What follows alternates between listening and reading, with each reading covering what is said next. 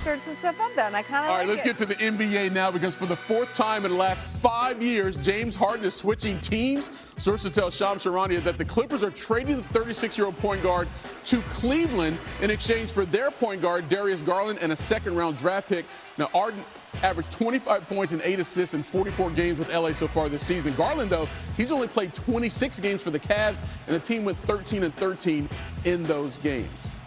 All right, speaking of Shams, he's in the building once again. So you had said that Harden might be involved in something with us last night on SportsCenter.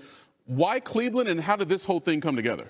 This came together because he had a mutual option in his contract for next season. And that allowed both sides to come together the last few days and figure out what does the future look like. And is there a beneficial path forward, an outcome forward for both sides?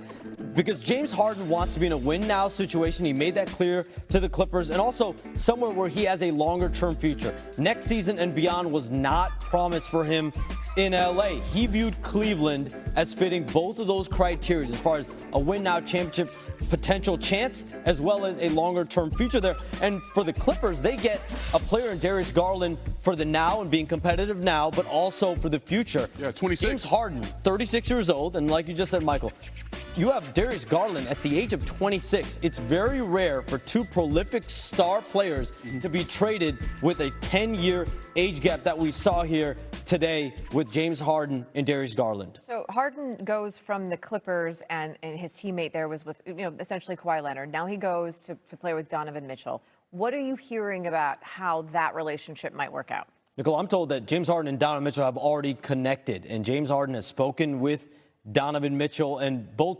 seem very excited about this partnership. You think about two high-powered elite guards. James Harden has played with a plethora of elite players that score and have the ball in their hands throughout his whole NBA career. But let's look at what the Cavs have done over the last few days. Keon Ellis and Dennis Schroeder in the backcourt in that trade with the Kings. Yep. Today, they bring in James Harden.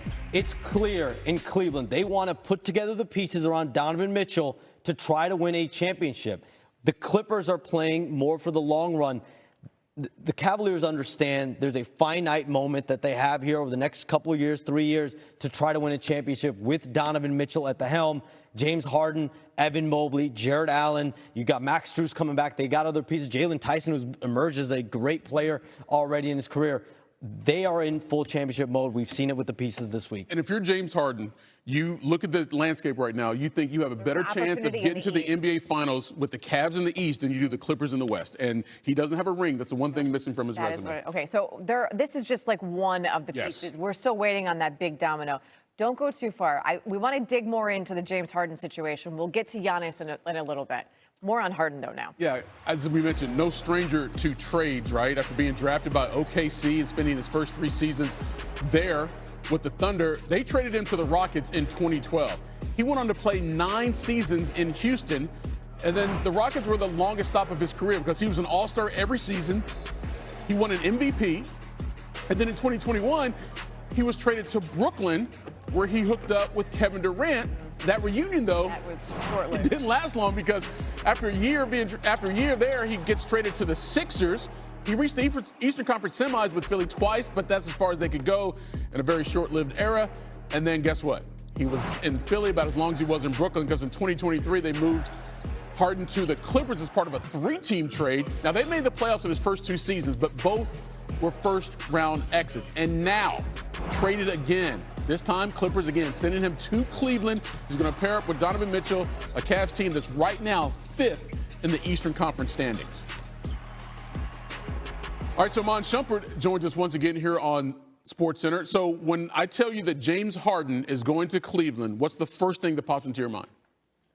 Well, the first thing that pops into my mind is you now have 2 ball-dominant guys pairing up again. And though they're high-powered, I've seen, sometimes it doesn't go as we think it's going to go when you have 2 ball-dominant guys. I think the one thing that I left out earlier when I was discussing James Harden with the potential of him going to the Cavs is how much better he makes your bigs. James Harden is tremendous in the pick and roll. He's tremendous with passing the ball to his big. He usually finds his favorite one that can catch lobs around the rim. That takes away a lot of the help options that you try and bring to him when he goes to his ISO. So he definitely adds something offensively. It's just the initial defensive hit that they're going to hit, I can't ignore it. And in the playoffs, that's what they need. That's what pushed them far. So it's going to be interesting to see what type of rhythm they can get in with that backcourt. I get the impression you don't like the trade. Am I right in that? I mean, for the initial response of it, I don't like it. But I understand that, James wants to get his money. I understand that this works out for both sides. So it ain't about me liking the trade anymore. Now I'm just looking at the realistic possibilities of how far they can go in the playoffs. So on the other side of the things, I mean, obviously we just talked about this. The age difference between James Harden and Darius Garland is a decade. So the Clippers get younger. When you look at style of play there, how does Darius Garland fit in with Kawhi? I really like it. I don't think it adds anything for right now. I don't see this team right away igniting and then making a huge playoff run. But I do see that getting somebody that's younger and getting somebody that can get downhill, get to his shot, a willing passer and willing to learn and willing to grow. I think Darius Garland, with some of the injury woes this season, he might have needed some fresh air. Who knows? But now that he's back in a rhythm, I think he's one of those exciting players that fits well in LA. So I'm excited to see how it goes. He's going to be playing next to Kawhi Leonard, who's been a proven champion, as well as just a proven decision maker down the stretch, and he's going to grow a lot from being in that role. All right, for those of you who just joined us as we approach the top of the hour here on SportsCenter, Briscoe and Eves, joined by Iman Shumpert. Big news out of the NBA. James Harden going to Cleveland in exchange for Darius Garland and a second-round draft pick. Iman, let me ask you this. Let me go back to James Harden for a second, because as I mentioned, he's now switched teams 4 times in 5 years. And every place he's been, it was supposed to be something, and it fell short every single time. Now, look, I know that a lot of guys don't care so much about legacy, and I'm not sure how much James cares about how people perceive his career. But let me ask you this. From a player standpoint, when you think of James Harden's time in the league, it's almost, 16, 17 years now, how would you define his overall career? Well, I'll say this. He's got a hell of a resume anyway. But even the little blemish that he doesn't have a championship, he could put some toothpaste on it and be all right, man. I think he could just, whatever little problems he got on there, just take it off. Don't worry about it. James Harden has scored the ball in an elite clip, and then he has developed a ISO dribble package for not himself, but for all young kids growing up. We talk about it all the time with Steph Curry shooting the amount of threes he does, how kids now think about the game as, I'm going to shoot first and then get to getting in the lane and showing you the rest of my game, but I'm going to start off with a jump shot.